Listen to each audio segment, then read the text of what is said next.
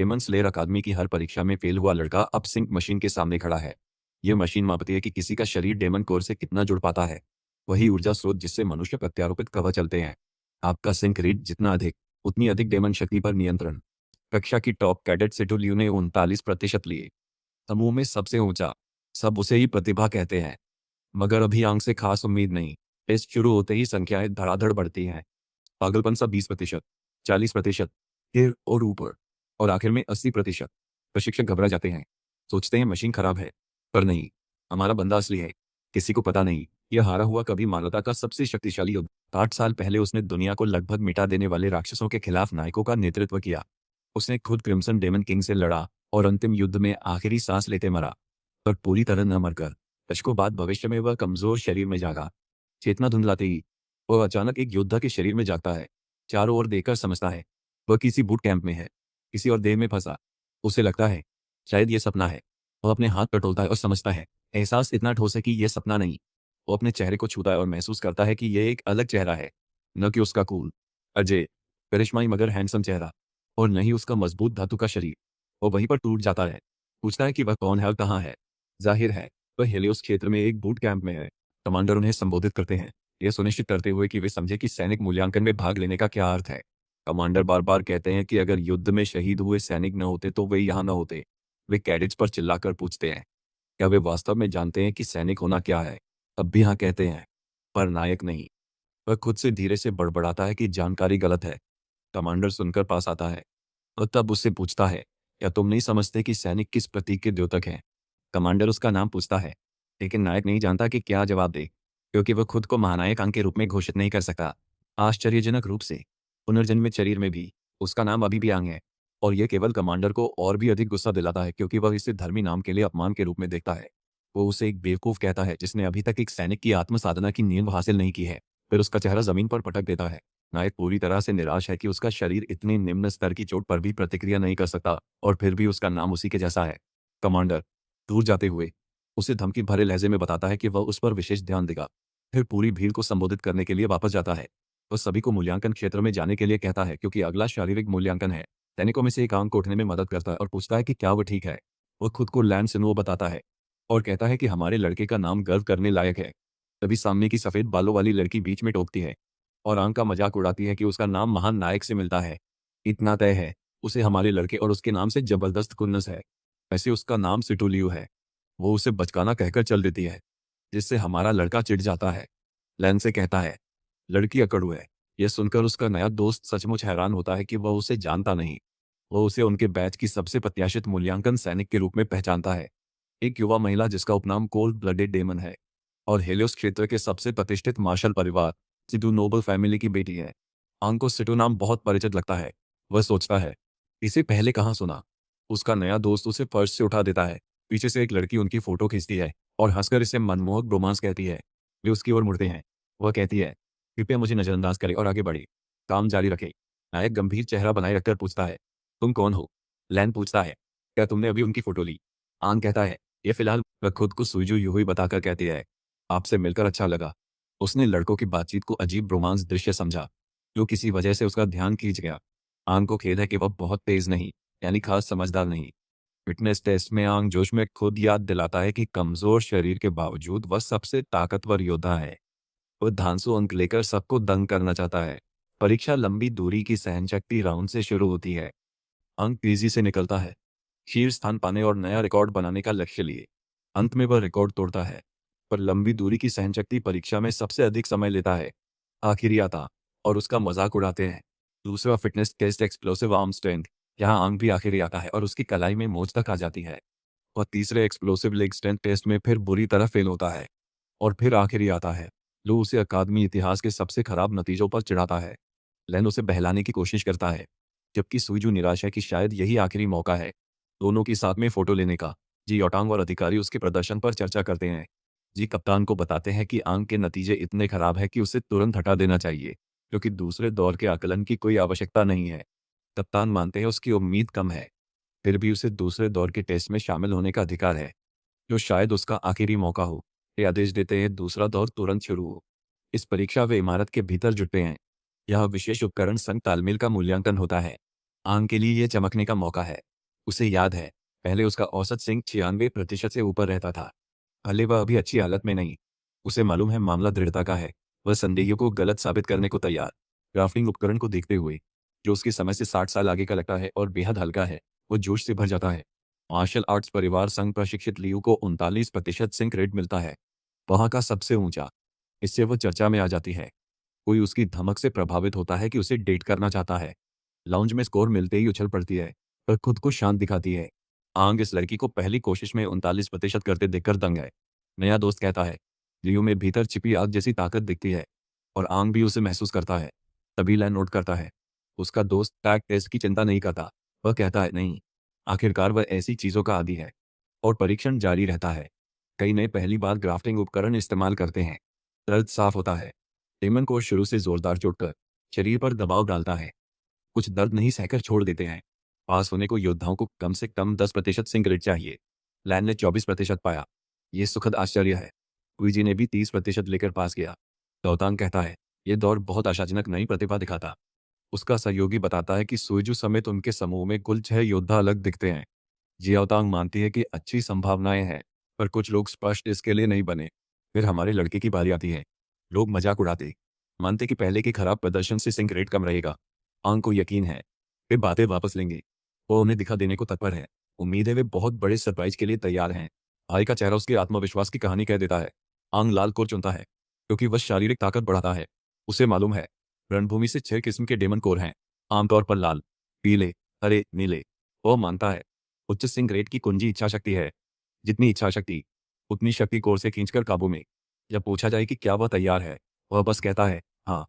शुरू होते ही लाउंज में सब पर तेज असर पड़ता है, खासकर लियू पर, जिसे भी हैरानी है कि यह आंग से है। उधर मेरा बंदा शीर्ष योद्धा की ताकत दिखाने पर अड़ा है। अब लैन को लगता है हमारा लड़का अपनी असली ताकत छिपा रहा है। जब उसका सिंक रेट 40% छूता है, सब दंग रह जाते हैं। आंग को यकीन, वह इसे 96% तक ले जाएगा, इसलिए कोशिश बढ़ाता है। योद्धा देखते हैं, रेट 60% पर पहुंचता है। जियोटांग यकीन नहीं करता। सोचता, एक लड़की बताती है, यह बढ़ रहा है। अब 80%। कुछ को लगता है अंग चीट कर रहा है या यंत्र खराब, पर हम जानते, वो बस खुद ही सबसे अच्छा साबित कर ताकत का फर्क दिखाना चाहता है। फिर उसे अजीब बदलाव महसूस होता है और वह बेहद थक जाता है। वह कहता है, आगे नहीं चल सकता। कोई पूछता, क्या मजाक कर रहा है? पता चलता, उपकरण गड़बड़ है। अंततः उसका सहायक गौतांग को समझाता है कि कोड टूट गया है और शायद दोषपूर्ण है, जिससे अजीब रीडिंग्स आई। लेकिन कमांडर को यकीन नहीं है कि यह महज एक मामूली गड़बड़ी थी। अंग फिर भी 10% के साथ पास हो जाता है। हालांकि दूसरे लोग सोचते हैं कि कोर खराब है, कमजोर शरीर इतनी ऊंची दर हासिल नहीं कर सकता। उधर हमारे लड़के का दोस्त हाल पूछने दौड़ता है, जबकि लियू जलकर सोचती है कोई उसकी चमक छीन रहा है। उसे यह नागवार है। रैन टेस्ट रूम से हमारे लड़के को निकालता है। बेचारा सोचकर आभारी है कि इतना दयनीय स्कोर के बावजूद पास हो गया। उधर सुइजी उसकी तस्वीरें लेने में लगा है, जब लैन उसके दोस्त को बचा रहा है। बाद में अंग पीछे टिककर सोचता है कि ताकत का अजीब ह्रास हुआ, मानो किसी ने पल भर में सब निचोड़ लिया। ऐसा एहसास उसे पहले कभी नहीं हुआ। उसकी इच्छाशक्ति 80% तक पहुंची थी, फिर भी घटिया कोर नहीं टूटनी चाहिए थी। जी युटांग उन्हें अंतिम टेस्ट तक पहुंचने पर बधाई देने आता है, जो राक्षसों के खिलाफ असली लड़ाई होगी। वो उम्मीद करता है कि वे सब सुरक्षित निकलेंगे। फिर उन्हें अगली टेस्ट साइट की ओर बढ़ने को कहा जाता है। अंग बीमार महसूस करते हुए पूरे एहसास के साथ चला जाता है और जाते जाते मरने की संभावना की बात करता है। कमांडर अभी तक इससे उबर नहीं पाया कि अंग का अवैध क्रिम्सन कोड टूट गया। वो उसकी क्षमता को लेकर जिज्ञासु है और देखना चाहता है, यह रहस्यमय नौसिखिया शिकार की अगली बड़ी चुनौती कैसे संभालेगा। दीवार के परे तीसरे मूल्यांकन क्षेत्र के घने कोहरे में कैडेट गेट के सामने इकट्ठा होते हैं, जो खुलने वाला है। अंग सोचता है कि यह पहली बार है जब वो बाहर कदम रख रहा है, और यह भी कि लोग वर्षों से अलग अलग समुदायों में कैसे रह रहे हैं। दीवार पार हमेशा घना कोहरा रहता है, इसलिए उन्हें कहा जाता है, समय न गंवाएं, चुपचाप चलें, और बाद से पहले अपना गियर फिर जांचें, वरना मारे जा सकते हैं। यह सवाल उठता है, क्या उसे मिला नया कोर वाकई पर्याप्त है? उसे नहीं लगता कि कोर समस्या है। फिर उसकी ताकत गायब हो जाती है, जैसे कुछ अंदर ने उसे ठुकरा दिया। वह सोचता है, क्या ये समय यात्रा का दुष्प्रभाव है? आगे बढ़ते हुए उसे नजदीक राक्षस महसूस होते हैं। उससे आघात तरंगे निकलकर गुफा तक पहुंचती हैं। यहाँ एक राक्षस बैठा है। राक्षस को मजबूत मौजूदगी का आभास होता है। वो अचानक चौंकता है। अंग सोचता है, शायद यही राक्षस है जिन्हें उसने यहाँ महसूस किया था। भीतर कुछ बिना वजह गूंजता है। तभी ली उसे आगे धकेलती है। वह देरी के लिए माफी मांगता है, और लैन ये पूछने आता है कि क्या कोई समस्या है। अंग जवाब देने ही वाला होता है कि उससे पहले ही उन तीनों को टीम बनाने का आदेश मिल जाता है, क्योंकि बाकी सब तैयार है। इसलिए इंतजार की जरूरत नहीं और उन्हें आगे वाले समूह से जा मिलना चाहिए। सोइजी सोचता है, उनके साथ मिलना हमारे लड़के की योजना थी, पर हम जानते हैं अंग ने कभी ऐसा नहीं सोचा। इधर लियू पहले जानबूझकर चिंतित थी कि कोई उसके साथ नहीं जुड़ेगा। अब लगता है उसे भी अपनी घमंड का एहसास है। आगे बढ़ने से पहले सोइजी उस समूह की फोटो लेता है। टीम की औपचारिक पुष्टि। स्पेलिंग स्टेल एक कठोर खनिजों से बनी काली संरचना है। उसके एक खनिज से तय दायरे में कोहरा हटा है। परीक्षक बताता है कि वे 4 सदस्यों की टीम बनकर परीक्षा देंगे। तो मानता है कि सब जानते हैं कि टेस्ट एक फॉग हंट है। हर टीम मेंबर को एक कॉम्बैट नाइफ और स्टेले की ही सामग्री से बना एक छोटा फॉग क्लियरर डिवाइस मिलता है। उनका मिशन सरल है। फॉग हंट वह आखिरी चुनौती है जिसका हर नया भर्ती सामना करता है। धुंध भरी दुनिया में योद्धा को धुंध में छिपे खतरों से सचेत रहना चाहिए। योद्धा होना सिर्फ ताकत नहीं, ये डर और अज्ञात का सामना करना है। टीम बनकर उन्हें भीतर के शिकारी को जगाना, उभरते राक्षसों को हराना है। तभी वे योद्धा कहलाएंगे। पहली टीम का परीक्षण खत्म होता है। दूसरी अब तैयार होती है। तीसरे स्क्वाड्रन के नेता तादा योशियो को फाटक से प्रतियोगी को देखते हैं। वो अपने साथी जोएल और कमांडर जी याओ के साथ है।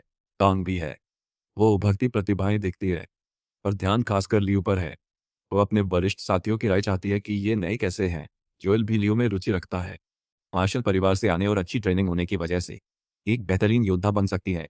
दूसरी तरफ जियाओतांग का ध्यान अंग पर अटका हुआ लगता है। उसे पक्का मालूम है कि अंग के कोर में कोई कमी नहीं थी, इसलिए वह अब भी जिज्ञासु है कि पहले वाली घटना में असल में क्या हुआ था। महिला उसे ख्यालों से जगाती है। उसे टांग टांग कहकर पूछती है, क्या सोच रहे हो? हमारा दबंग कमांडर चाहता है वह इतना शर्मनाक उपनाम न बोले। जोएल देखता है, सिर्फ यह महिला हार्डकोर कमांडर को उस शर्मनाक उपनाम से बुला सकती है। वह पूछती है, क्या राक्षस स्तर जांचे गए? वह कहती है, परीक्षा क्षेत्र में केवल बिना फिन वाले राक्षस रहें। जीवटांग उसे चिंता न करने को कहते हैं। कई दिनों से क्षेत्र की निगरानी में है। परीक्षा सुरक्षित। हेलो के शहर के पास फिन वाले राक्षस न होने की पुष्टि। योएल जुड़ता है कि फिन वाला राक्षस आ भी जाए, वे भविष्य के योद्धाओं की रक्षा करेंगे। अगले ग्रुप का टेस्ट खत्म होता है। अब 10वें ग्रुप की बारी है। अंग के साथ इसी ग्रुप में लियू शुरू करने को तैयार होती है। जैसे ही हमारा लड़का छोटा कंटेनर उठाता है, लियू उसे झट छीनकर कौशल दिखाने की धुन में दौड़ती है। आंग सोचता है, कोई प्रभावित करने को क्यों उतावला है, और सब तुरंत पीछे लगते हैं। कूदकर लियू कंटेनर जगह पर रख देती है। दादा योशियो को समझती हैं लियू का रिकवरी कोड प्रभावशाली है। कहती हैं फुर्ती नीले एजिलिटी कोड जैसी है। इससे उसकी योद्धा परिवार की विरासत दिखती है। जल्द राक्षस हमला करते हैं।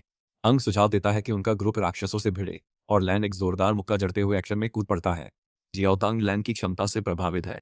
वो अच्छा काम कर रहा है और कोड ताकत पर पहले ही काबू पा चुका है। अंग चाकू खींचकर कहता है, एक एक राक्षस पर ध्यान दे। सब मानकर युद्ध में कूदते हैं। सुजू एक राक्षस पर कई बार कर अंततः मार देता है। लैन भी एक ही पंच में एक राक्षस को ढेर कर देता है। और कमांडर जोएल बताते हैं कि सुजू और वो बलवान लड़का साथ में परफेक्ट काम कर रहे हैं। सुजू जबरदस्त मूव्स दिखा रहा है और एजिलिटी कोर का पूरा फायदा उठा रहा है। ज्याओतांग उन्हें याद दिलाता है कि किसी पर भी ज्यादा निर्भर न रहें। लियू एक दानव को छुरा घूमती है। वह फट जाता है। अब आंग की बारी है कौशल दिखाने की। 3 अहम बिंदु, गला, छाती, पेट पर ध्यान देता है। इन्हें निशाना बनाते हुए शरीर की सीमाएं और संभावित नुकसान आता है।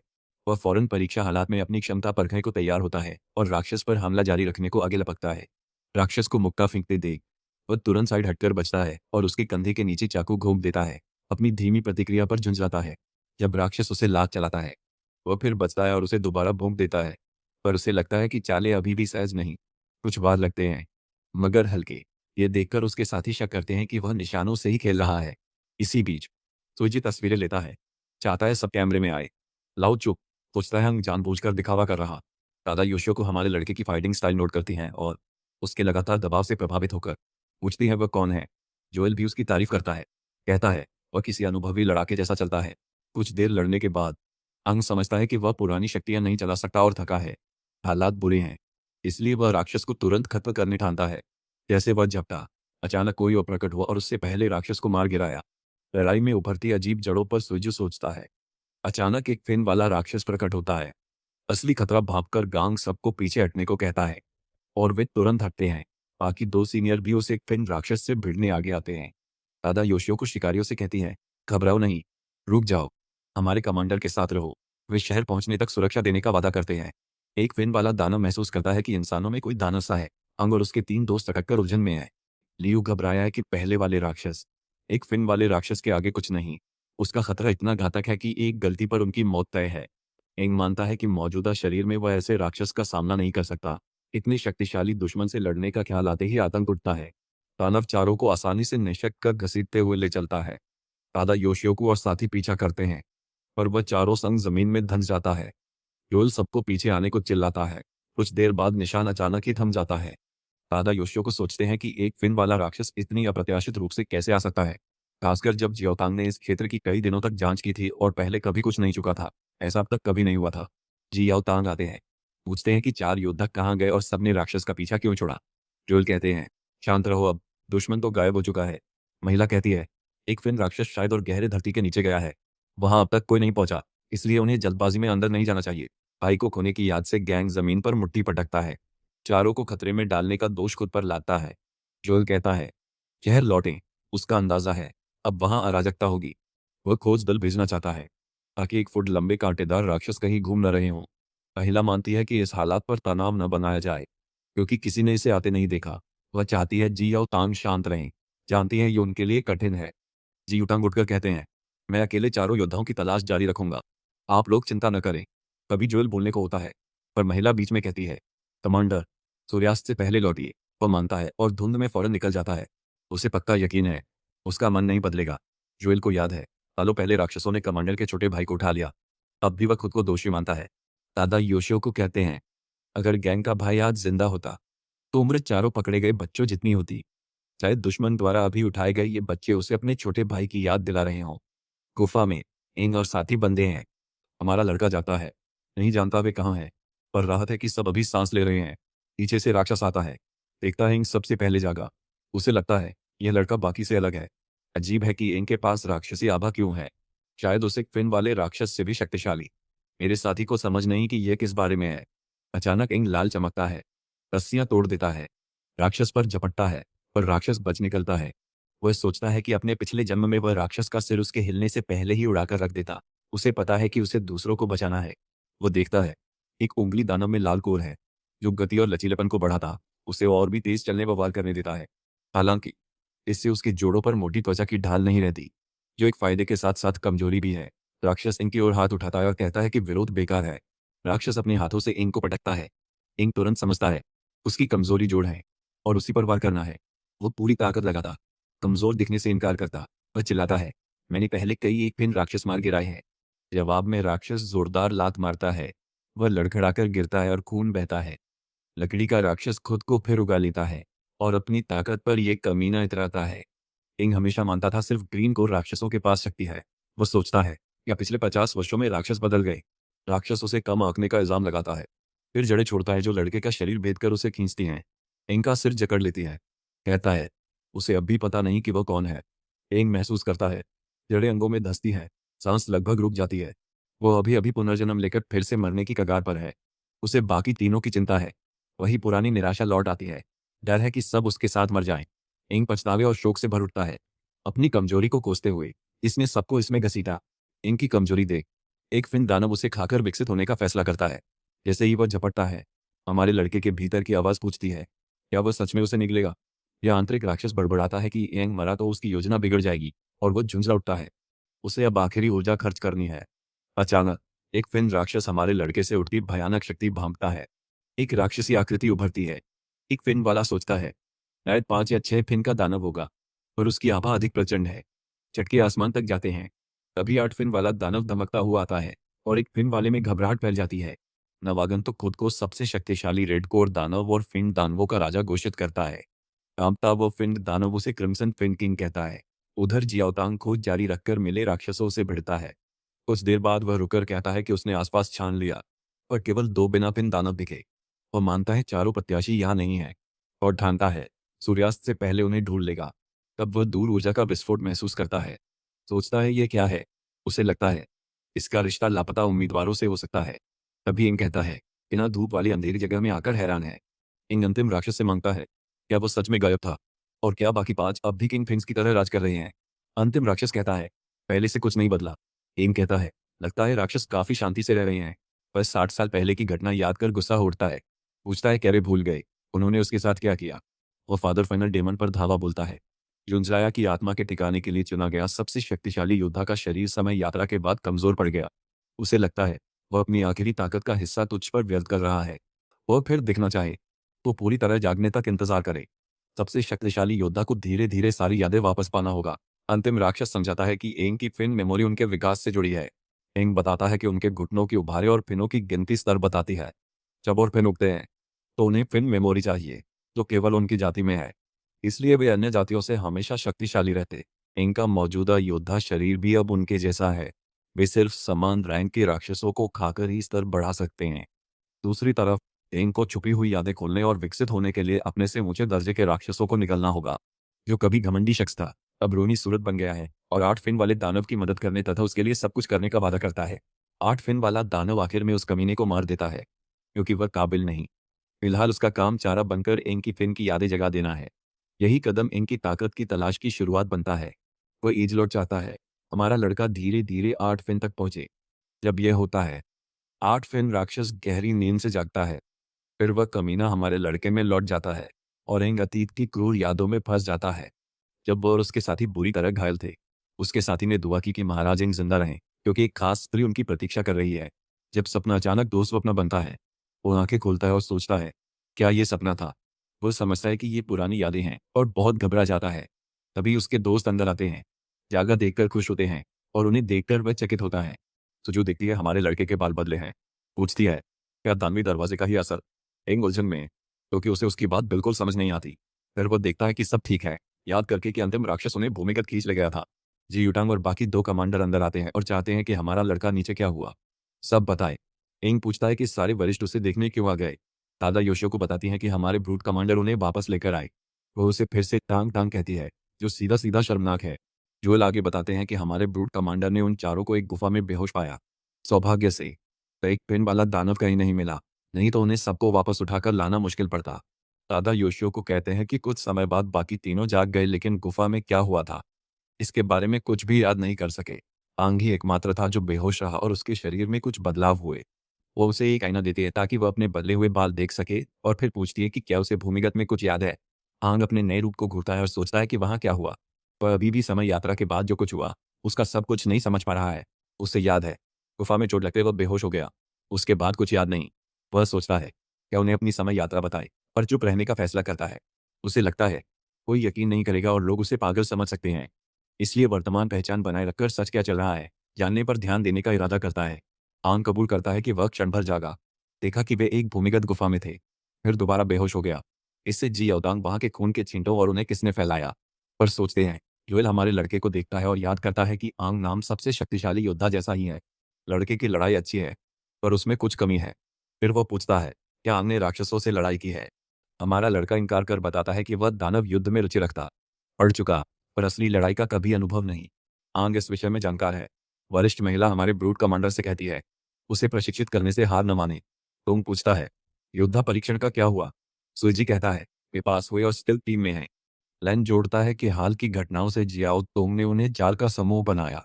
लियू भी बताता है कि वे बाकी सभी की तुलना में अभी पीछे हैं। जियाओतांग समझाते हैं कि उन्हें अंक अर्जित करने के लिए मिशन करने की जरूरत है और क्योंकि आंग 3 दिनों तक बेहोश था, उनके पास अब तक कोई अंक नहीं है। आंग हैरान है कि वह इतना लंबा बेहोश रहा। अगले दिन वे चारों अपनी नई वर्दियों में शहर में खड़े होते हैं। लोग नए योद्धाओं पर बात करते हैं जो 3 दिन पहले आए थे। जी अवतांग आते हैं, उन्हें आधिकारिक योद्धा बनने पर बधाई देते हैं और एक फिन दानव से बचने पर उनकी सराहना करते हैं। वह कहता है वो उनके दस्ते का नेतृत्व करेगा। उसके अधीन 9 दस्ते हैं और उम्मीद है वे अन्य दस्तों के खिलाफ अच्छा करेंगे। आंग को लगता है नियम पहले से सख्त है। डैन पूछता है, क्या आंग ने दस्ते की रैंकिंग कभी नहीं सुनी? ऐसा लगता है कि आंग नया है और बहुत नहीं जानता और अभी वे सूची के सबसे नीचे है। वो समझाता है कि लीडर बोर्ड कैसे काम करता है और जोड़ता है कि नीचे वाली स्क्वाड्स को मासिक सजा मिलती है, जैसे सफाई की ड्यूटी, जब तक अगली रैंकिंग नहीं आ जाती। आंग को एहसास होता है कि शायद यही वजह है कि शहर इतना साफ सुथरा है। लौतांग लियू को समूह नेता नामित करता है और हमारे लड़के को छोड़कर किसी को कोई आपत्ति नहीं होती। वह समूह नेता बनने की अपनी इच्छा जाहिर नहीं करता और लियू को अपनी नई जिम्मेदारी पर खुश होने देता है। लौतांग फिर उन्हें बोर्ड से मिशन चुनने और लड़ाई में अपने नैनो विंग्स इस्तेमाल करने की आदत डालने का निर्देश देता है और कहते हैं कि अगर उन्हें कोई समस्या हो तो वे उनसे बात कर सकते हैं। जी याओतांग के जाते ही लियू कहता है कि मिशन देखें, उन्हें काफ़ी भरपाई करनी है। पर फोटोग्राफर लड़की कहती है, पहले सबसे ज़रूरी काम ग्रुप फोटो। वे फटाफट एक फ़ोटो ले लेते हैं। बाद में याओतिंग अपने वरिष्ठ साथियों से पूछता है कि वे सब पर क्या सोचते हैं। दादा योशियो को कहते हैं कि जैसे हमारे ब्रूट कमांडर ने देखा था, गुफा में कोई फिन दानव नहीं बचा था। वे सभी किसी तरह के विस्फोट से मरे लगते हैं। चारों ओर खून ही खून छोड़ गए। यही वजह है कि हमारे ब्रूट कमांडर को शक है कि यह चारों उम्मीदवारों ने किया और वह मानते हैं कि उन्हें आम के बारे में अजीब सा लगता है और उसकी गंध में कुछ परिचित सा है। दादा योशियो को उन्हें ज्यादा चिंता न करने को कहती है और कहती है कि वह बस खुश है कि चारों सुरक्षित लौट आए। वह भी चाहती है वह उन्हें ठीक प्रशिक्षित करे ताकि उसकी टीम से न हारे। तौतांग आंग पर शक को लेकर गंभीर है, तो जोएल कहता है बच्चे पर नजर रखें। इसी बीच मिशन बोर्ड पर आंग देखकर खुश है। सारे मिशन ए लेवल, हर मिशन 10 अंक का। पेन कहता है कि ये लेवल मिशन टॉप टियर होते हैं, जबकि सुजियो जोड़ती है कि वे शायद सबसे कठिन भी हों। वह आगे समझाता है कि बी लेवल मिशन 6 अंक देते हैं और सी लेवल मिशन 3। ये निचले स्तर के मिशन सरल और सुरक्षित होते हैं, लेकिन ये लेवल के काम जानलेवा माने जाते हैं और लोग अक्सर अपनी जान गंवा बैठते हैं। लूक सूचीबद्ध 3 मिशनों को देखती है और आंग संग सुझाती है कि अभियान शुरू होते ही तीनों ले लें। चारों दौड़ पड़ते हैं। आंग अपना कोर चालू करता है। उसके नैनो विंग उभरते हैं, पर एक पंख चट्टान से अटक जाता है। नैनो पंखों की ऊर्जा पर फोकस करके वह हाथ में तलवार गड़ लेता है। उसे ख्याल आता है पिछले 60 साल में नैनोटेक कितनी आगे बढ़ी है। वे एक चट्टान के पीछे छिपते हैं। लियो बताता है वे तैयार है। ठीक अभी लक्ष्य 2 बिनाफिन राक्षस, दोनों को एक साथ ही गिराना है। वह उन्हें योजना पर टिके रहने और संकेत का इंतजार करने को कहती है। संकेत मिलते ही वे घुसते हैं। लियो कहता है 3 लेवल मिशन है, समय नहीं, लड़ाई जल्दी खत्म हो। लान पहले बढ़कर राक्षस की नजर भटकाता है, बाकी उछल रहे हैं। जो योजना दोहराती है। आंग, सुजियो और वह ठानते हैं हमले के बाद राक्षसों की हरकत रोकेंगे। आंग सोचता है कटे जोड़ से वे कैसे लड़ेंगे। तभी बलवान दोनों राक्षसों को उछालता है और लियू तेज अंतिम वार करता है। टाइमिंग एकदम सही लगती है। सुजियो देखती है कि धुंध हट चुकी है और प्रवेश स्थिर है। लैन खुश है कि वे धुंध साफ कर पाए। यहाँ धुंध चित्राना परीक्षाओं से कठिन है। अरे लेवल मिशन में यही उम्मीद थी। एक ही मिशन में उन्होंने काफी समय लगा दिया। फोटोग्राफर लड़की को राक्षसों से एक लाल कोर मिलता है और वो मुस्कुराती है। सुंदरे लड़की भी खुश है कि उन्हें आखिरकार पूरे 10 अंक मिल गए। दूसरी ओर आंग को यह जानकर आश्चर्य होता है कि मिशन पूरा होते ही कोर टूट जाते हैं। फिर सुजू समझाती है कि यह टेक राक्षस युद्ध के लिए बनी है और मिशन फॉर्म में लगी एक चिप काम पूरा होते ही अपने आप शहर के लीडर बोर्ड पर अंक भेज देती है। शहर के बाहर धुंध साफ करने के बाद पांग से पूछती है कि क्या वह बाकी 2 कोर देख सकती है। वह उन्हें देखती है और फिर आ भरती है। उन्होंने दोपहर भर बिना फिन वाले राक्षसों से लड़ा, पर 3 कोर मिले, 7 और चाहिए। राक्षसों को जिंदा पकड़ना कठिन है, लैन कहता है। अब तक उनके लिए आसान था। फिर लियो अगला कदम सुझाता है, बाकी मिशन खत्म करना और ये लेवल वाले लेते रहना ताकि वे शीर्ष पर पहुंच सके। तो जियो लियो की एक तस्वीर खींचती है, भला क्यों नहीं। इसी बीच लैन उम्मीद कर रहा है कि वे पहली पोजीशन ले ताकि दूसरे दस्ते उन्हें कमजोर न समझें। आंग भी वही राय देता है, क्योंकि दूसरे स्क्वाड भी अंक कमा रहे हैं। आगे रहने को उन्हें जल्दी बढ़ना होगा। जो पहले कदम उठाते हैं वे सफल होते हैं, जो हिचकिचाते हैं खाली लौटते हैं। 50 पार और 2 जिंदगियां जीकर भी उनके बीच वह खुद तरोताजा महसूस करता है। उनका जोश उसे दोबारा जवान महसूस कराता है। वह सूर्यास्त से पहले एक और मिशन सुझाता है। सुजीव और लैन मानते हैं। लियू देखती है कि अंक कमान लेने लगा है। लैन कुछ और राक्षस गिरा चुका, कहता है कुल 3 और मिले। लियू याद दिलाती है कि बिना फिन राक्षसों के लिए बेहोशी डार्ट्स लगभग खत्म है और दस्ते की सप्लाई सीमित है। लियू बंदूक जांचती है तो अंग नजदीक से देखता है। वह कहती है यह नैनोटेक बेहोशी बंदूक है, राक्षसों को जिंदा पकड़ने।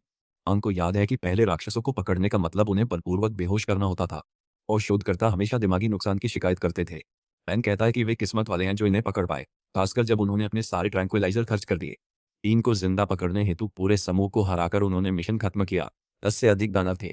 सुजू अंगड़ाई लेकर याद दिलाती है कि योद्धा सूर्यास्त से पहले लौटे, वरना सजा होगी, और वापस चलने को कहती है। आंग सोचता है क्या इस युग में उसके लौटने की जगह है। लियू कहती उसे भी जल्दी घर जाना है। अब बस जीपीएस सेट करना है ताकि शोधकर्ता जगह ढूंढ लें, राक्षस उठा लें, तो मिशन पूरा होगा। तभी आंग पूछता है क्या किसी और को भी तेज हत्यारा इरादा महसूस हो रहा है। उसी पल पीछे से लाल किरणें निकलकर राक्षसों को छूते ही मार देती। एक नकाबपोश लड़का बाहर आता है, कहता कि वो उनका मिशन पूरा नहीं होने देगा। वह दावा करता है कि उसकी टीम को सभी ये लेवल मिशन संभालने चाहिए और मांग करता है कि लूक की टीम को उन्हें लेने की अनुमति किसने दी। इंग सोचता है कि ये नए लोग कौन हैं। ये अच्छे नहीं लगते। गिल्ड का नेता बताता है कि वे ब्लैक गन स्क्वाड के सीनियर ग्रुप से हैं। वह टीम की लड़की से पूछता है मिशन में कितने दस्ते शामिल हुए। वह कहती है 3। नेता इंग और टीम को सीनियर्स को सलाम न करने पर डांटता है। ब्लैक गन स्क्वाड के 4 सदस्य पास में उतरते हैं और लियू की टीम पर उनकी अनुमति के बिना लेवल मिशन लेने का आरोप लगाते हैं। वे सोचते हैं कि लियू का ग्रुप उनका अनादर कर रहा है। बेशक हमारी सुंदरी लड़की नाराज है, उन्होंने राक्षस मार दिए जिन्हें वो और दोस्त पकड़ने जुटे थे। ब्लैक गन स्क्वाड का एक लड़का पूछता है कि लियू के ग्रुप का नेतृत्व कौन करता है और वो व्यक्ति नमस्ते कहने क्यों नहीं आया। उधर जीव उसे लात मारने झपटती है, पर वह बचकर पूछता तुम सीनियरों पर हमला करने की हिम्मत आखिर कैसे करती हो। जवाब में लियू इन तथाकथित सीनियरों के प्रति तिरस्कार जताती है। लान और सूजी भी जाते उन्हें शांत कराने। फोटोग्राफर लड़की कहती है कि ब्लैक गन स्क्वाड अनुचित है। पूछती है उसकी टीम के पकड़े राक्षसों को वे यूं ही क्यों मार रहे हैं। लड़का कंधे उचकाकर जवाब देता यह मुकाबले का नियम है, और उन्हें भोला कह देता इससे लियू का गुस्सा भड़क उठता है। उसकी टीम उसे रोकती है और इंग से कहती है कि वह बीच में आकर बात शांति से सुलझाए, मगर मेरा साथी दौड़ता है, घमंडी लड़के को लात मारकर गिरा देता है और उसका मुखौटा उतार देता है। वह कहता है, इतनी बेशर्मी उसने कभी नहीं सुनी, और पूछता, उन्हें पता है राक्षसों को पकड़ना कितना कठिन था। उसके दोनों दोस्त स्तब्ध, पर लियू खुश दिखती है। अब बेनकाब लड़का इंग से कहता है, लड़ने को तैयार रहो। लियू भी लड़ना चाहती। तभी गौतम आता है, दोनों पक्षों को धकियाकर अलग कर देता है। कमांडर झुंझलाया दिखता है, कहता है सूरज ढल रहा है, चेतावनी देता है, राक्षस मत जगाओ। मगर वह घटिया लड़का कहता है, उनकी टीम ही पीड़ित है, हमारे लड़के ने हमला किया, लेकिन हमारी फोटोग्राफर तैयार थी। उसने ब्लैक गन स्क्वाड की तस्वीरें दिखाई, जहां विलियू की टीम के पकड़े राक्षसों को मार रहे थे। लान पूछता है, तुजू ने ये कब खींची? जियोटंग टीम को याद दिलाता है कि रक्षा हेतु वे रैंक मिशन नहीं लेना चाहिए था। लियू बताती है कि वे उसे लगभग खत्म ही कर चुके थे। तभी ब्लैक गन स्क्वाड आड़े आ गया। खैर, कमांडर पूरे मामले को टाल देता है, मानते हुए कि ब्लैक गन स्क्वाड के भी जब वे नए थे, ऐसे ही टकराव होते थे, इसलिए वह इस स्थिति में कुछ नहीं करने वाला। इन समस्याओं से निपटना हर स्क्वाड की जिम्मेदारी है। लक्ष्य सिर्फ खाता में अंक है। नुकसान या योद्धाओं को खतरे में डालना मना है, बाकी चल सकता है, जैसे दूसरे का मिशन बिगाड़ना। वो उन्हें याद दिलाता है कि नियम सबके लिए एक जैसे हैं और आगे वे इससे भी बदतर चीजें देखेंगे। वह सिर्फ इसलिए बीच में आया क्योंकि लगभग अंधेरा हो चुका था, इसलिए उसने उन्हें शहर लौटने को कहा। तो ब्लैक गन स्क्वाड को भी टोकता है, क्योंकि एक नौसिखिया टीम से पिटना शर्मनाक है। जाते जाते वह लड़का इनका नाम पूछता है। हमारा लड़का बता देता है। असहज होकर साथियों की तरफ मुड़ता, याद करता है कि इनका नाम महाशक्तिशाली योद्धा का है। वह कसम खाता है, हमारे लड़के की टीम को आसान अंक नहीं मिलेंगे। वह चाहता है कि एंग उसके चेहरे के कट और अपमान की भरपाई करे। फिर वो मुखौटा वापस पहनकर अपनी टुकड़ी को ले जाता है। गुआंग कहता है, ब्लैक गन स्क्वाड टॉप नहीं, वे तेज है और शायद लियू के ग्रुप को फिर से बिगाड़ने की कोशिश करें। उनका नेता भी बंदूक चलाता है, भले लड़के ने दिखाया नहीं। गुआंग मानते हैं वह मजबूत है, नवागंतुक के लिए लड़ाई कहीं झुक सकती है। फिर वह हमारी टीम को शहर लौटने को कहता है। लियू उसे देखकर पूछती है, वह लापरवाह क्यों था, और लात का धन्यवाद देती है। लान रात के खाने पर दोस्त को घर बुलाता है। इंग मना कर देता है। इससे मसलहट सोचता है कि हमारे लड़के के पास कोई गुप्त योजना है। इंग मानता है, आज तीन और राक्षसों को निशाना बनाएगा। रात देर से स्पीकर्स बज उठते हैं, सबको अपनी सुरक्षा के लिए टावर से बाहर न जाने की चेतावनी देते हुए। इंग किनारे खड़ा सोचता है कि उसने बस ऐलान सुना है, किसी को घूमते नहीं देखा। उसे लगता है कि शहर लॉकडाउन में है तो करने को ज्यादा नहीं, इसलिए वह अपना घर देखने का सोचता है। गुप्त मिशन पूरा कर वह देखता है कि मुख्य फाटक पर सुरक्षा ढीली है। वहाँ केवल एक गार्ड है। उसे लगता है लोग कम हैं, या वे रात में किसी के बाहर जाने की उम्मीद नहीं करते। फाटक में इतना खुला अंतर है कि वह फिसल कर निकल सके। वह निकलने तैयार होता है, तभी रीवा जाती है। उसे पहले से मालूम था कि वह ऐसा करेगा। वो उत्साहित दिखती है और याद दिलाती है कि रात को बाहर जाने के संकेत से उसे समझ गया था। इस बार उसकी नज़र और बारीकी ने लड़के को घबरा दिया। फिर वह पूछती है, वह देर से क्यों निकल रहा है और क्या खास जगह है? वह मजाक करता है कि उसने बहुत खा लिया और टहलकर उतारना चाहता है। मानता है, सुबह सबको चौंकाना और नकाबपोश लड़के से बिगड़े काम की भरपाई करना चाहता है। अब जब वो उसे मिल गई, योजना संकट में है। शहर से गुजरते लियो आकर उसकी योजना पूछती है। वह कल नकाबपोश लड़के का कंफ्यूज चेहरा देखने के लिए इंतजार ही नहीं कर पा रही।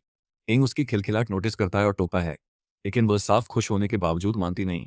गेट के ऊपर दो गार्ड जमाइयां लेते बैठे हैं। एक कहता है, रात की पहरेदारी बेहाल है, फाटक बंद कर दें, क्योंकि किसी को बाहर नहीं जाना चाहिए। दूसरा, खाते खाते उसे चुप रहने को चेताता है, वरना तीसरा कप्तान सुन लेगा। वो बताता है, आपातकाल में फाटक खुला है। देखो, कुछ साल पहले कुछ शरणार्थी आए थे और गेट खुलने में देर होने की वजह से उन पर राक्षसों ने हमला कर दिया। इसलिए अब हर शहर एहतियातन एक गैप छोड़ता है। पहला गार्ड माफी मांगता है और दूसरा कहता है, चिंता मत करो, आहिस्ता आहिस्ता वे अपने थकाऊ काम के आदी हो जाएंगे। फिर वह एक एडल्ट फोटो बुक निकालता है। पहला गार्ड देखता है, इसमें दूसरे कस्बों की महिला योद्धाओं की नई तस्वीरें हैं। अचरज नहीं, क्योंकि इस पर बहुत पैसा फूंका गया। दोनों लंपट बैठते, तभी हमारी जोड़ी फाटक से चुपके निकलती है। इंग देखता है कि पुराना परीक्षा मैदान पहले से भी घने कोहरे से ढका है। वे एक दूसरी जगह जाते हैं। यहाँ लियू कहती है कि वहां पकड़े जाने की संभावना कम है, क्योंकि वो दीवारों से दूर है और ढकने के लिए एक सड़ा हुआ जंगल है। हमारा लड़का फिर उसके लिए योजना समझाता है और राक्षसों को बाहर खींचेगा। उसे उनके सिर पर निशाना लगाना है, वे ताकत से उन्हें ढेर करेंगे। और धुंध में घुसते हुए कहता है, रुको। इंग पर लियू को भरोसा है, पर वह कुहासे में उसके ओझल होते बेचैन हो जाती है। उसे नहीं पता कि वह उत्साहित है या चिंतित, फिर भी केंद्रित और तैयार रहती है। लियू इंग के राक्षसों को सहजता से फुसलाने से प्रभावित है। वह हर बार एक बिना फिन राक्षस निकालता है, जिससे पकड़ना आसान होता है। उसके लिए यह बल भरी लड़ाई नहीं, मजेदार लगती है। वह इसे जल्दी सीख लेती है। इंग के संकेत पर लड़की आगे बढ़ती है। दोनों हल्के सटीक वारों से राक्षस को साधते हैं, मानो खेल रहे हो। वार करते रहते हैं, जब तक वह बेहोश न हो जाए। उसे उनके पुराने तरीके याद आते हैं। तकाइंग सोचता है कि इस नए शरीर को कितनी ट्रेनिंग चाहिए, जबकि पिछले जीवन में वह बिन फिन राक्षसों को आसानी से पकड़ लेता था। लियू याद दिलाती है कि यह अभी तीसरा राक्षस है और वह थक गई है। वह कहता है, सबको यही छोड़ दो। लड़की ठिठक कर पूछती है, क्या वह पक्का है? इंग अपने फैसले पर आश्वस्त है। बिना फिन वाले राक्षस इतने चालाक नहीं कि एक दूसरे को बचा लें, और शायद शहर की ओर जाए भी नहीं। सिर पर वार से वे कुछ देर बेहोश रहते हैं ताकि काम सुबह निपटा सके। लड़की प्रभावित है कि वह इतना जानता है। उसके जवाब से इंग समझता है उसने शायद ज्यादा कह दिया। तभी एक फिन वाले दो राक्षस उभरते हैं, पास के इंसानों की गंध सूंघते हुए। इंग घबराता है। दोनों साथ आए, उसे पता है, और लियू ऐसी लड़ाई के लिए तैयार नहीं। शहर में अलार्म बज उठता है और तीनों सीनियर स्टार्टक की छत पर दौड़ते हैं। जोएल गार्डो को बताता है कि उन्होंने एक फिन वाले राक्षस देखे हैं, तो बेहतर होगा स्पॉटलाइट्स इस्तेमाल करें। दादा योशियो को पूछता है कि क्या ये वही राक्षस है जो परीक्षा में थे। जियो पुष्टि करता है कि ये वही नहीं है। गार्ड दो एक फिन वाले राक्षसों को देख लेते हैं, जिससे जोएल सोचता है कि क्या कोई चीज उन्हें पास खींच रही है। वह सबको शांत रहने, गेट बंद करने और डिफेंस कैनन तैयार रखने को कहता है।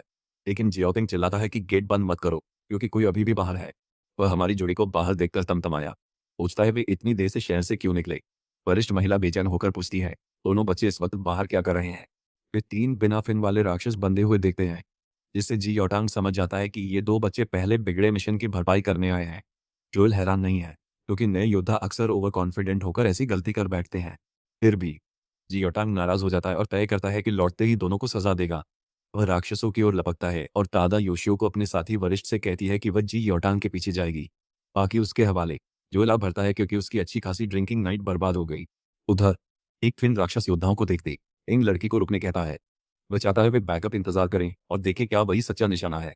वह सोचता है, क्या फिर वही बात हो रही है? शायद उसके पुनर्जन्म या सुरंग की उस अजीब घटना से जुड़ा। इसी बीच लू कहती है, साथ मिलकर लड़े। एक दानव पूछता है, क्या वे प्रतिरोध करेंगे? फिर लू पर नजर गड़ाकर उसे निकम्मी कहता है। तुरंत ही बदमाश हमला करने झपटता, मगर अंग लड़की को धक्का देकर बचा लेता। राक्षस आम की फुर्ती पर टिप्पणी करता है। ल्यू राक्षस को लात मारती और पानी दे सोचती, क्या निशाना चुका। दूसरा राक्षस उसे तीन डोरों से जकड़ता। पहला राक्षस आंग को सतर्क रहने को कहता है। अचानक गौतम आता है, दानव को घूंसा मारता है। वो वादा करता है, बच्चों को चोट नहीं लगने देगा, सब शांत रहें। राधा योशियो को देखती है। एक राक्षस का नीला कोर, जल प्रकार, दूसरा लाल कोर, पृथ्वी प्रकार। इसलिए वह लियू को बचाने पर फोकस करने का फैसला करती है। पृथ्वी राक्षस देवताओं का आभारी है कि वह प्रहार रोकने में सफल रहा, नहीं तो उसका बदसूरत सिर उड़ जाता। जो समझता है कि वे गतिरोध में फंस गए हैं और तोप की गोलाबारी रोकने का आदेश देता है। एक लड़की आकर रिपोर्ट करती है कि बिना फिन वाले राक्षसों की बड़ी संख्या रास्ते में है। ज्यूएल पूछता कितने? वह कहती, पूरा झुंड। इतने राक्षस गिरते देख जोएल अलार्म बजाने का आदेश देता और योद्धाओं को चौकियों पर जाने कहता। सायरन बजते ही सब दीवार पर चढ़ते हैं। पूरे झुंड को देखकर सब समझ जाते हैं कि ये बदमाश पूरी तैयारी से आए हैं। आंग देखता है कि राक्षस सीधे शहर की ओर बढ़ रहे हैं और तादा योशियो को कहती है कि वे दो एक पिन वाले राक्षसी उन्हें बुलाकर लाए होंगे। इसी बीच यू चिल्लाती है कि उसकी चिंता न करे और शहर की रक्षा करे। वह लापरवाही पर खुद को दोषी मानकर कमजोर नेता समझती है। अचानक दानव मुंह ढक देता। वह बोल नहीं पाती। जी आओ, तांग वो बाकी हटते हैं। दूसरा दानव उन पर हमला करता। हिंसक कमांडर तादा योशियो को सावधान रहने की सख्त चेतावनी देता और वह सफलतापूर्वक उन पर फेंके कुछ कांटे तोड़ती है। आंग देखता है राक्षस उसे सच में निशाना नहीं बनाते। वह एक फिन राक्षस के पास से गुजरता है। वह कहता, आगे बढ़ो। जियाओतंग देखता है राक्षस आंग को जाने देता और सोचता है, क्यों? तभी वही राक्षस फिर झपटता है, चेतावनी देता है कि सावधान न रहे तो मरेंगे। इसी बीच दूसरा दानव लियो को खींच ले जाता है। आंग को शक है, उसे कप्तानों से अलग करने की चाल। वह खुद को संभालता, अंधाधुंध धावा उसके बस नहीं। दो वरिष्ठ आंग को चिल्लाकर रोकते हैं, लियो का पीछा मत करो। एक फिन दानव के सामने तुम नहीं टिकोगे। पर आंग उसकी परिचित आंखें भूल नहीं पाता। अब उसे छोड़ नहीं सकता। चेतावनी अनसुनी कर वो उसे बचाने दौड़ पड़ता है। राक्षस लियू को जमीन पर रखता है और कहता है कि इंसान कितने दिलचस्प होते हैं। सुना है, इंसान अक्सर निराश होने पर चीखते हैं, और वह अपनी जिज्ञासा मिटाने के लिए उससे दया की भीख मांगने की मांग करता है। लियू का मुंह ढका देखकर राक्षस समझ जाता है कि वह क्यों नहीं चीख रही। ये मुंह पट्टी हटाकर उसे गिड़गिड़ाने को कहता है, पर लियू इनकार करती है। आखिर तू चीख पिन देती विनती के लायक नहीं। राक्षस पूछता है, वह उसे अयोग्य क्यों समझती है? लियू कहती है, वह योद्धा घराने से दुश्मन के आगे नहीं झुकेगी, क्योंकि कमजोरी दिखाना अपमान है। वह मौत या निष्पक्ष लड़ाई चाहती है। उसकी बातें सुन राक्षस उसे मारता है और अल्टीमेटम देता है कि उसकी मौत तय है। तभी आंग आता है। राक्षस से लियू को छोड़ने को कहता है। लड़की अकेला देखकर हैरान होकर पूछती है, वो अकेले क्यों आया? उधर राक्षस खुश है कि योजना सफल हुई और हमारा लड़का, असली निशाना, पहुंच गया। यह सुनकर लड़की सोचती है, आंग ही निशाना क्यों? लड़का पूछता है, क्या वह ठीक है? वह हाँ कहती है, पर पूछती है, वो यहाँ अकेला क्यों है? चेताती है कि वह एक पिन दानव का साथ नहीं दे पाएगा और भाग जाए। दानव फिर लियो को मारकर कहता है, चुप रहो। आंग उससे विनती करता है कि वह उसे नुकसान न पहुंचाए। कहता है, मुझे ले लो, बस उसे छोड़ दो। राक्षस अनदेखा कर हमला करता है। बोलता है, वैसे सब मरेंगे। आंग पलटवार करता है, पर राक्षस बचकर पलटता है। उसे लगता है शरीर जल्द प्रतिक्रिया। राक्षस नोटिस करता है कि आंग से राक्षस जैसी गंध आती है और सोचता है क्यों। आंग को यह समझकर हैरानी होती है कि यह राक्षस पानी प्रकार का हो सकता है। और वो सोचता है कि 50 सालों में राक्षस कितने बदल गए, कितने गुण हासिल कर लिए। उसका कमजोर शरीर पुराने मूवमेंट्स दोहरा पाता है, इसलिए वह लंबा नहीं लड़ सकता। लियू डरती है, इस रफ्तार से आंग मर जाएगा। वो अकेले आने पर कोसती है, और ठानती चुप नहीं रहेगी। आंग वार का मौका पाता है, पर राक्षस चिढ़ाता है। कहता है कि उसने गुफा में एक फिन राक्षस पहले मारा। फिर पूछता, अब तुम इतनी कमजोर क्यों हो? आंग को समझ नहीं कि राक्षस क्या कह रहा। उसे याद नहीं उसने किसी एक फिन राक्षस को पसंद किया हो। राक्षस को उसका लहजा बुरा लगता है और वह कठोर सजा चाहता है। वह आंग को दर्द देकर चेतावनी देता है, झूठ बोले तो मरेगा। फिर वह आंग पर दोबारा हमला करता है, उसे पेड़ों में पटक देता है। उसे तीखा दर्द उठता है, डरता है कि अंदरूनी अंग घायल हो। ली उसे संकट में देखकर फौरन ही मदद करने ठानती है। राक्षस पास आकर धमकाता है, जानकारी न दी तो खा जाऊंगा। कमीना हमारे लड़के को निगलकर विकसित होना चाहता है। जैसे वह आंग की तरफ बढ़ता है, लड़की अचानक झपटकर राक्षस को लात मारकर दूर फेंकती है। चेताती है, मेरे साथी को छोड़ दे। उसे देखकर आंग समझता है कि उसने खुद को जबरन छुड़ाया। उसकी कलाई और टखने जल रहे हैं। यह देखकर भी लड़की बहादुरी से राक्षस का सामना करती है और उसे ललकारती है कि अगर किसी को मारना है तो उसे ही मार दे। बस समूह की नेता है, वो अपने साथियों की रक्षा मौत तक करेगी। राक्षस मान जाता है और उससे कहता है, बचना मत। फिर अलग अलग दिशाओं से हमारे लड़के पर वार करता है, पर धांसू लड़की अडिघार हमला रोकती है। आंग उसे हटने को चिल्लाता है, पर वह नहीं मानती। उसे चोट न लगे, इसलिए वह कहती है, चुप रहो, मुझे ध्यान लगाने दो। अचानक जमीन से नुकीले कांटे उभरते हैं और उसके पैरों को भेद देते हैं। राक्षस उसे जकड़कर कहता है, नहीं मारेगा, पहले उसे अपमानित करेगा और आखिर चीख निकलवाएगा। आंग पड़ा दोस्त को बचाने की कोशिश करता, पर निराश है। उसे लगता है अन्याय है कि पुनर्जन्म के बाद भी उसे फिर साथी की मौत देखनी पड़ रही है। उसे नफरत है कि उसे बचाया जा रहा है। वह सोचता है, जब वह खुद को नहीं बचा सकता तो औरों को कैसे बचाएगा। उसे फिर साथियों को खोना क्यों झेलना पड़े, और कमजोर क्यों है। अचानक वह प्रचंड आभा छोड़कर लियो को राक्षस की पकड़ से छुड़ा देता है। हमारे लड़के की फुर्ती देखकर राक्षस चौंक जाता है। उधर पहली बार स्क्वाड लीडर बनकर अच्छा करने वाली लियो पर आंग गर्वित है। आगे सब वह संभालेगा। वो उसे धीरे से नीचे रखता है। अचानक दानव को आंग से पहचानी गंध आती है। उसे लगता है उसके भीतर कोई रहस्य है। आंग के सीने में प्रबल शक्ति उठती है, मानो फट पड़े। गुस्से में उसका कोट चकाचौंध रोशनी से चमक उठता है। राक्षस सोचता है, क्या ये किंगफिन कोर है? लियो हमारे लड़के से किरणें देखती और उसे फिर उस दानव से भिड़ने उठते हुए देखती है। लगता है उसने अपनी एक पिन जगा दी। वरिष्ठ एक और दानव से लड़ते हैं, पर राक्षस अपनी जैसी प्रबल आभा भापता है। तभी गौतांग उसे घुसा जड़ता है। फिर ताता योशो को लात मारकर उसके शरीर में बड़ा छेद कर देता है। क्रोधित राक्षस चमक उठता है, हवा में आत्मविनाश को तत्पर। स्त्री से भागकर जियाओ तांग से पूछती है, अब तुम क्या करोगे? राक्षस चिल्लाता है कि सारे इंसान मर जाएंगे। लेकिन तभी रक्षा तोपखाने से छोड़ी गई भाले जैसी एक किरण उसे दूर जा फेंकती है। शुक्र है, रक्षा तोपखाने ने उसे फटने से पहले ही ढेर कर दिया। जोएल अनगिनत बिना फिन राक्षसों से लड़ते झुंड को घिरता देख बाकी दो वरिष्ठों को खतरे की चेतावनी देता है। ताता योशियो को हमारे क्रूर कमांडर से कहते हैं, हमें शहर तुरंत लौटना होगा। कैंग हमारे लड़के और लियो की चिंता करता, पर ताता योशियो को मैदान छोड़ना नहीं चाहता। याद दिलाता है, फर्ज योद्धाओं का है, सिर्फ कप्तान ही नहीं। कठोर फैसला करके वे शहर बचाने लौटते हैं। उधर एक फिन वाला दानव पूछता है कि आंग उनके जैसा क्यों लगता है, फिर भी इंसान दिखता है। लड़के के मानव फिन उसे चकित करते हैं, जो वाकई असंभव है। आंग सोचता है, क्या पुनर्जन्म ने उसे दानवी शक्तियां दी? फिर वह लियो को इलाज देता है। लड़का लड़की को आसानी से ठीक करता देख दानव चौंकता है और पूछता है, क्या तुम लकड़ी तत्व के हो? यह शक्ति शायद इसलिए है कि उसने एक फिन लकड़ी तत्व दानव अवशोषित किया। यदि वह एक फिन वाले जल राक्षस को हराकर उसे अवशोषित कर ले तो उसे जल शक्ति भी मिल सकती है। राक्षस आंग की अभूतपूर्व ताकत से स्तब्ध है। आंग पीठ के पीछे जड़ें उगाता है और कहता है, वो उसकी शक्ति अपने लिए चाहता है। जैसे राक्षस समझता है कि आंग ने लकड़ी प्रकार राक्षस सोख लिया, वह घबरा जाता है। इस कमीने को घबराते देखकर हमारा बंदा खुश होता है। उसने पिछले जन्म में कभी राक्षस को डरते नहीं देखा। वह पास जाकर कहता है, पूरी ताकत लगा, मैं शक्ति नापना चाहता हूँ। राक्षस गंभीरता से जानना चाहता है कि हमारा लड़का इंसान है या राक्षस। यह कहते ही वह कमीना हमारे लड़के पर टूट पड़ता है, लेकिन आंग के पास वो टाइप राक्षसों की सारी क्षमताएं हैं। वो बेल जैसी लताएं बुलाकर राक्षस को जकड़ लेता है। दर्द में राक्षस अपना छुपा हुआ दाम भी चला देता है। वो अपने पानी के चाबुक आंग पर झुलाता है, लेकिन मेरा लड़का बच निकलता है। राक्षस फिर झपटता है और कहता है कि वह दया नहीं करेगा। लड़ते लड़ते वह डींग मारता है कि आंग कभी असली राक्षसी ताकत नहीं समझ पाएगा। जोरदार किक पड़ती है। लड़का पेड़ों से टकरा जाता है। आंग मानता है कि वह दानव की ताकत पूरी नहीं समझता, पर अगर दानव जानता कितनी जल्दी सीखता है, तो मान लेता कि वही सर्वशक्तिशाली योद्धा है। जीतने को उसे ढलते रहना होगा। राक्षस उसकी वुड टाइप हीलिंग देखकर चौंकता है। आंग समझ जाता है। वह वार करता है। जड़ों में राक्षस को जकड़ देता है। चेहरा पकड़कर कहता है, वह इस लड़ाई से तंग है। राक्षस बिना वजह अपने भीतर कुछ अजीब महसूस करता है।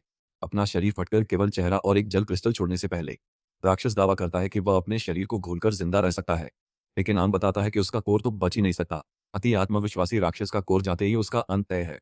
वह राक्षस का जल कोर निकालता है और इस नीच को याद दिलाता है कि 7 फिन राक्षस भी उसका कोर नष्ट होने पर मर जाता है। इतना कहकर मेरा लड़का जल कोर को कुचलकर उसकी शक्ति पाने के लिए उसे पी जाता है। गटकने के बाद वह कहता है कि अभी जो राक्षसी एसेंस पिया है, उसका स्वाद बुरा नहीं था। उसके भीतर का दानव उसे और दानव निगलने, इंसान मारने को उकसाता है। वह विरोध करता है, फिर भी लियो को निगलने की चाह में उसकी ढाल पर वार कर देता है। पर इस शरीर का असली अंग साथी को चोट की सोच भी नहीं सकता, इसलिए भीतर के दानव से रुकने को कहता है। वह लियो को बचाना चाहता है, मारना नहीं। मुख्य द्वार पर योद्धा बिना फिन राक्षसों से जूझते हैं। लान देखती है कि हमारी जोड़ी गायब है, तो सुजू बताती है कि उसने सुना है 2 योद्धा चुपके से बाहर निकले थे और एक फिन राक्षस ने उन्हें निशाना बनाया। लोन ये सोचकर चौंक जाता है कि कहीं वे वही तो नहीं, लेकिन सुजू कहती है कि अभी इसकी पुष्टि का समय नहीं है। हमें राक्षसी झुंड से लड़ते रहना होगा। तो वरिष्ठ भी आकर लड़ाई में जुड़ते हैं। जोल उनके कोर के बारे में पूछता है। कप्तान कहता है, लड़ाई के बीच भी वे अब तक ठीक है। जोएल खुशी से बताता है कि एक फिन वाला दानव गिरा देने के बाद आम दानव कम संगठित हैं, घबराई झुंड जैसे बर्ताव कर रही हैं। वो मौका बुनाकर उन्हें डराकर भगाना और समय पाना चाहता है। बाकी 2 वरिष्ठ सहमत हैं। वे ऊंचे स्थान से छलांग लगाते हैं और अपने कोर से एक विशाल धमाका छोड़ते हैं। दादा योशियो को याद करते हैं कि यह दूसरी बार है जब उन्होंने अपने कोर को इतना धक्का दिया है, और जी यांग चाहता है कि उसके फायर कोर में ज्यादा स्टैमिना हो ताकि वह इस स्तर की शक्ति बनाए रख सके। जोएल कहता है कि विस्फोटक लाल कोर कितना खतरनाक हो सकता है। फिर वो ऊपर से झपटकर राक्षसों को चीरते हुए उतरता है। तो ज्यू ये देखकर दंग रह जाती है कि कप्तान का हमला कितना ताकतवर हो सकता है। लान सोचता है कि यही एक फिन कोर की ताकत होगी और वह खुद भी उस स्तर की शक्ति पाने का सपना देखता है। कुछ देर बाद जोएल बाकी 2 वरिष्ठों का हाल पूछता है और वे कहते हैं कि वे ठीक टिके हुए हैं। उनकी योजना काम कर रही है और राक्षस पीछे धकेले जा रहे हैं। अचानक जोएल कुछ असामान्य महसूस करता है और पास आती एक आकृति की ओर इशारा करता है। वह आंग है, जो टीम लीडर को बाहों में उठाए हुए है। दादा योशियो को सोचते हैं कि वह एक फिन राक्षस कहाँ गया। जोएल देखता है और चिंतित हो जाता है। भले ही उन्होंने बिना फिन राक्षसों का मनोबल तोड़ दिया हो, आंग को उनके बीच इतने बेपरवाह नहीं होना चाहिए, क्योंकि वे पलक झपकते ही उसे जिंदा निगल सकते हैं। राक्षस आंग पर हमला करने की कोशिश करते हैं, तो तीनों कप्तान मदद के लिए कूद पड़ते हैं। मेरा लड़का उन्हें देखता है और ऐसी डरावनी घूर डालता है कि वे उल्टे पांव लुढ़क जाते हैं। फिर राक्षस भाग खड़े होते हैं और झुंड के पीछे हटते ही योद्धा खुशी मनाते हैं। कुछ लोग पूछते हैं कि राक्षस अचानक क्यों भागे, अंदाजा लगाते हुए कि शायद वे कप्तानों से डर गए। दूसरे भी सहमत होते हैं, कहते हैं कि इतनी बड़ी शक्ति का प्रदर्शन देखकर वे घबरा गए होंगे। सभी अपने कप्तानों की बहादुरी और ताकत की तारीफ करते हैं। जी याओतांग सोचते हैं, क्या ये सचमुच उनकी और उनके वरिष्ठ साथियों की करतूत थी? फिर मानना पड़ता, हमारे लड़के का भी हिस्सा रहा होगा। आंग सामान्य होते ही देखता है, कप्तान उसकी ओर आते हैं। वह मन में 8 फिन दानव का सपना देखता है, जो शेकी करता कि आंग उसकी शक्तियों पर निर्भर था। लड़का पूछता है, ये कौन है? राक्षस कहता है, वे पहले मिल चुके हैं, 50 साल से अधिक पहले, इसलिए आंग को याद न हो। लड़का समझता है, यह 8 फिन वाले राक्षसों में से एक है और पूछता है, ऐसे कितने हैं? राक्षस कहता है, जवाब समय पर मिलेंगे। फिर वह प्राणी अचानक आंग के सामने आ जाता है और खुद को क्रिम्सन किंग फिन बताकर परिचय देता है, जो उनकी जाति का सबसे शक्तिशाली है। समझ लेता है, हमारा लड़का उससे नहीं डरता। यह सर्वशक्तिशाली योद्धा सुलभ है। उसके मन नियंत्रण विरोध की हिम्मत सराहता है। क्रिम्सन किंग वादा करता है, उसे चोट नहीं पहुंचाएगा। हमारा लड़का पूछता है, राक्षस ने उसका शरीर क्यों चुना? पुराने का क्या हुआ? तभी एक और 8 फिन राक्षस आंग के पीछे से आता है। उसका चेहरा छूकर कहता है, तुम समझोगे बाद में। वह समझाता है कि आंग का शरीर अब क्रिम्सन की शक्ति से बंधा है और दोनों की भलाई के लिए लड़के को मेहनत करके लेवल बढ़ाना होगा। समय के साथ वे दोनों पूर्णता के और करीब आएंगे। आंग गुस्सा हो जाता है क्योंकि उसे पसंद नहीं कि ये राक्षस इंसानों को नीच समझते हैं। खड़े होते ही वह राक्षस को घूंसा मारता है। हकीकत में आंग अचानक सपने से जाकर झपटता है और लियो की शर्ट जकड़ लेता है, मानो घुसा देगा। लियो के भरे पूरे स्तनों पर नजर पड़ते ही वह होश आता है। लियो ही उसे थप्पड़ मारती। बाकी उसे दबोचकर पूछते हैं, क्यों किया? तभी उसके पिता झुनगोंग आते हैं और कहते हैं, उद्धारकर्ता को दुश्मन मत समझो। बाकी उन्हें गुरु कहकर प्रणाम करते हैं। लियो उन्हें पिता कहती है। संदर्भ के लिए योएल हमारे लड़के को बताता है कि जुनगोंग सिटू परिवार के मुखिया हैं। वह हैरान है कि आंग उन्हें नहीं पहचानता, जबकि वह भी हेलियोस से है। यह सब हमारे लड़के को समझ आने लगता है, क्योंकि वे उसकी टीम लीडर के पिता हैं। यह आदमी बेटी बचाने के बदले उसका ख्याल रखता होगा, इसलिए शुनगोंग से परेशानी के लिए माफी मांगता है। बड़े साहब बल्कि हमारे लड़के को बेटी बचाने पर धन्यवाद देते हैं। पिटू परिवार की ओर से बोलते हुए वह तीनों कप्तानों को कहता है कि वे कुछ समय तक प्रशिक्षण क्षेत्र में ठहर सकते हैं और बताता है कि उस रात राक्षसी झुंड पर जीत की खुशी में जश्न होगा। तीन कप्तान असुविधा के लिए माफी मांगते हैं, पर चुनगोंग हंसकर कहते हैं कि मैंने तुम्हें बड़ा होते देखा है, इसे घर जैसा ही मानो। वह जोड़ते हैं, लियो स्वभाव से जिद्दी है, तो जरूरत पड़े तो उसे नियंत्रण में रखें, बिना कोई नरमी दिखाए। जुनगोंग सब संभालने की बात कहकर आंग और तीनों कप्तानों को छोड़कर बाकी सबको विदा कर देते हैं।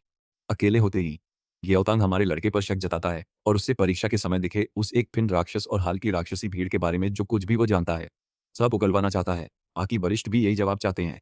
आंग उसकी छात्र टीम में नहीं है, फिर भी वह शक बर्दाश्त नहीं करता और चाहता है कि जूनियर बात उगल दे।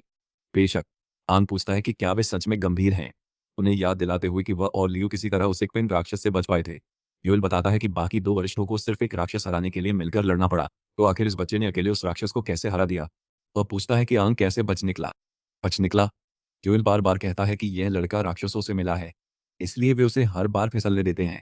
भीतर आंग सोचता है कि अपना गुप्त राज खोले और जोखिम उठाए कि वे उसे वहीं अभी मार दें। उसे डर है कि वे उसे इंसान नहीं मानेंगे और अंदर की राक्षसी शक्ति के कारण खतरा समझेंगे।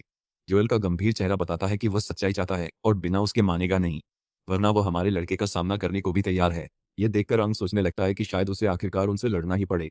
बाकी सब चुप हो जाते हैं। दादा योशियो को बीच में बोलकर साथी कप्तान को चुप करा देती है। कहती है, केवल 4 फिन राक्षस मानव रूप ले सकता है, और आंग वैसा नहीं लगता। ऊपर से ऐसा राक्षस उनके छोटे समुद्र स्तर कस्बे में भला क्यों आए। और बलवान कप्तान कहता है कि राक्षस स्वार्थी हैं और किसी को नहीं बचाते, क्योंकि आंग ने लियो को बचाया। वोतांग आश्वस्त है कि यह लड़का राक्षस नहीं हो सकता। जोएल जूनियर की पीठ थपथपाकर शुरुआती आक्रामकता को मजाक बताने की कोशिश करता है। वह मानता है कि आंग और लियो लगभग मारे जाते और बहुत थके होंगे। रिपोर्ट में लियो बताती है कि एक पेन दानव से लड़कर वह बेहोश हुई, बात की याद नहीं, इसलिए वरिष्ठ जानना चाहती है आंग उसे बाहर कैसे लाया।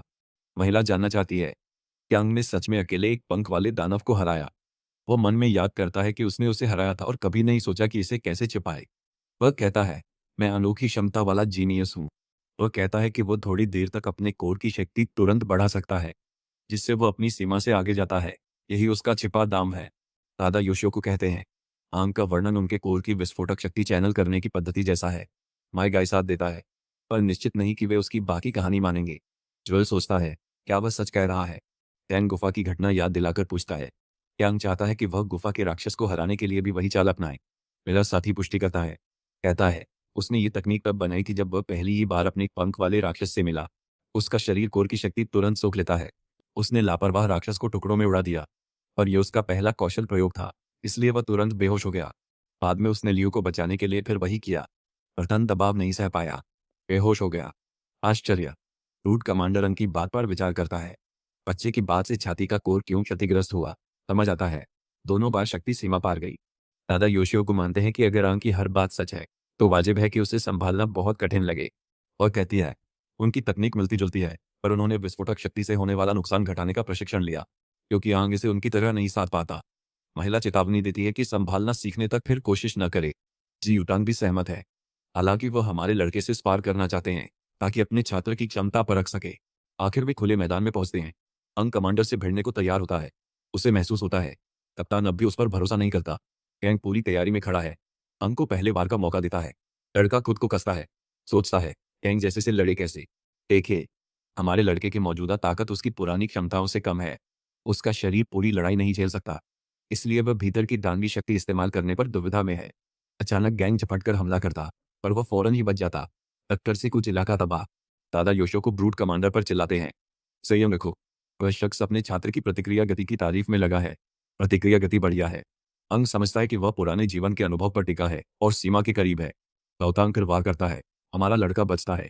फिर से गुतुंग प्रशिक्षण मैदान के बड़े हिस्से ऐसे उजाड़ देता है मानो यह उसका पिछवाड़ा हो। कप्तान झट से अंग की गर्दन दबोचकर पूछता है, बस इतना ही। अंग समझता है कि वह छूट नहीं सकता और उसे बगल की दीवार पर ही दे मारा जाता है। जोएल दिखता है, उसे लगता है कप्तान हद पार कर रहा है, और वह कहता है, उसे रोकें। लेकिन दादा योशियोको को यकीन है, हमारा क्रूर कमांडर बेवजह किसी को चोट नहीं पहुंचाएगा। वही बड़ा गुंडा अपने छात्र का मजाक उड़ाते हुए पूछता है, क्या वह जीनियस कहलाने लायक है। अंग अपमान सह नहीं सकता। उसे याद है योद्धा उसे राजा कहते थे। वह सोचता है, अगर जीतांग उसकी असली पहचान जानता तो बदलता। वह अलग पेश आता, खुद को प्रतिभाशाली कहकर। अंग समझता है उसे साबित करना है।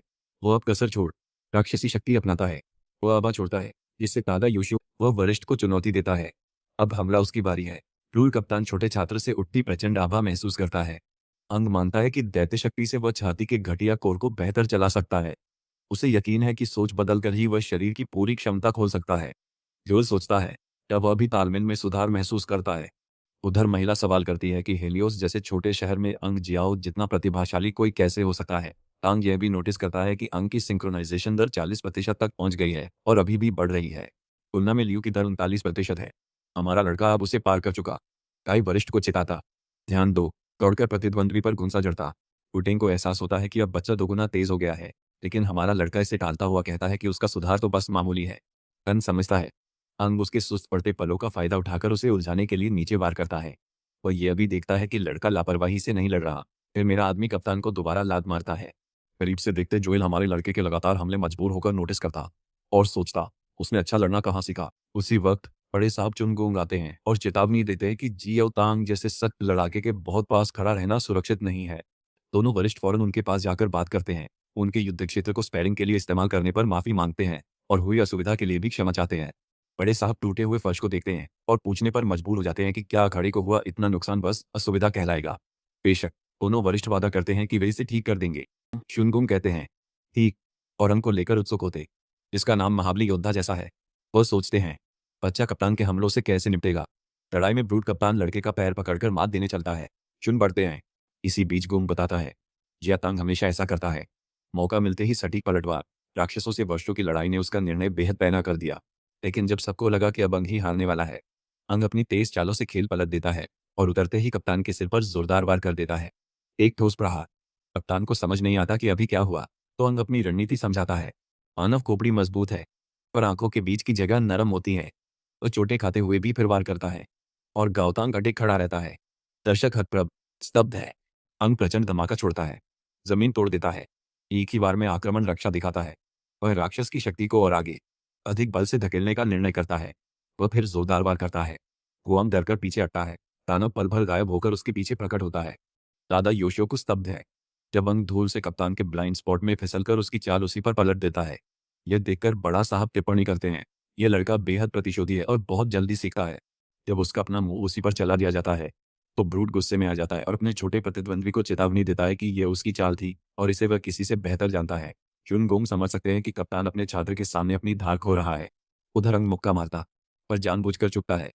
इससे गुंडा चौंकता है। वह सोचता क्यों अंग चुका। जवाब में मेरे साथी ने बताया कि अपने वरिष्ठ की आदत सीधे लड़ने के बजाय प्रतिद्वंद्वी को रोकर सिखाना। अंग ने मौका भुनाया और कप्तान को हेडबट मारा। उसकी नजर धुंधली पड़ी और वह कुछ पल के लिए दृष्टि को बैठा।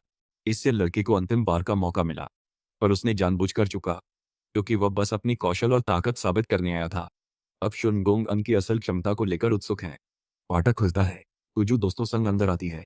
वो उन्हें याद दिलाने आई है कि खाना लगभग तैयार है और लियू के परिवार ने बड़े कमरे में भरपूर दावत लगाई है। आगे दिखते ही वह चारों ओर की तबाही देखकर दंग रह जाती है। अंग फटाफट सारा दोष कप्तान पर डाल देता है। इस बीच जोएल ब्रूट कप्तान को दयनीय तरह से हारने पर चिढ़ाता है।